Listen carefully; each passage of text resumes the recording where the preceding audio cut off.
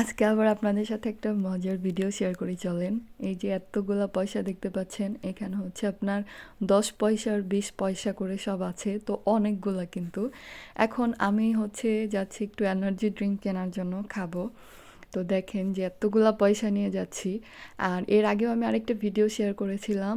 আমাদের দেশে দেখবেন যে পয়সা নিয়ে গেলে কিন্তু দোকানদার মামারা অনেক সময় রাগ করে যে এতগুলা পয়সা কেন।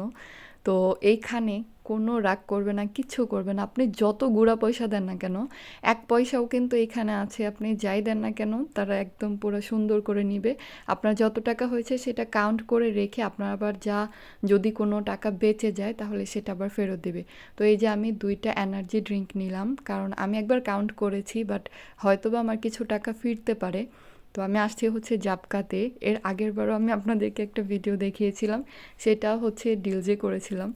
তো এই যে দেখেন, এবার আমার আর কি কেনাকাটা শেষ, আর তো কোনো কিছু কিনবো না, জাস্ট 2টা এনার্জি ড্রিঙ্কের জন্য আসছি। নাও আমি ওয়েট করতেছি যে পে করব। তো আমার সামনে আরও 2জন আছে, তো এই 2জন যাওয়ার পর দেন আমি পে করব। জাস্ট একটুখানি দেখেন। তো আমার এই সামনের এই লোকটার কেনাকাটা হয়ে গেলে যে নাও আমি দেখেন পে করতেছি। তো প্রথমে আমি এনার্জি ড্রিঙ্কগুলো দিলাম, দেন হচ্ছে এই যে টাকাটা দিলাম। তো আমি পয়সাগুলো দেওয়ার পর আমাকে এখানে বলে দিল যে এখানে রাখার জন্য, তাহলে তাদের গুনতে একটুখানি সুবিধা হবে। আর আরেকটা কথা হচ্ছে যে আপনি এখানে আর কি আমি একটা জিনিস যেটা দেখেছি সেটা হচ্ছে আপনার 1 পয়সাও যে টাকা আর 100 টাকার নোটও যে একটা টাকা, তো তাদের কাছে এই জিনিসটা পুরো সেম, কারণ তারা প্রত্যেকটা টাকাকে সম্মান করে। তো আমার মেবি টোটাল বিল হয়েছিল 7 যদি, তো এখন সেটাই তারা কাউন্ট করে রাখতেছে। আর আমি এখনও পর্যন্ত এখানে ওয়েট করতেছি, কারণ কাউন্ট না শেষ হওয়া পর্যন্ত তো আর যেতে পারবো না।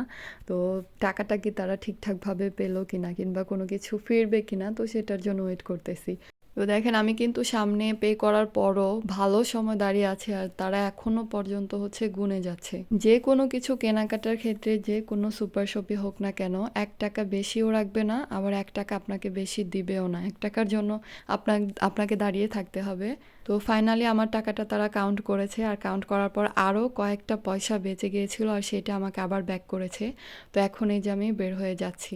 বাট বের হওয়ার সময় তাদেরকে কষ্ট দিতে গিয়ে এতগুলো পয়সা গোনাতে গিয়ে আমার সাথে একটা বাজে জিনিস হয়েছে, সেটা হচ্ছে আমার পয়সাগুলো হাত থেকে আবার পড়ে গেছে, যেগুলো নাকি আমাকে ব্যাক করেছিল।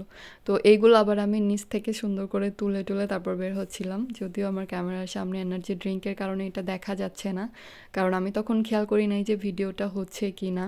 তো দেন অনেক কষ্টে আমার পয়সাগুলো তুলে আমি যে এখন বের হয়ে যাচ্ছি। আর ভিডিওটা আপনাদের সাথে শেয়ার করলাম, ভালো লাগলো অবশ্যই লাইক কমেন্ট করতে ভুলবেন না। ভালো থাকেন সবাই, টাটা, বাই বাই।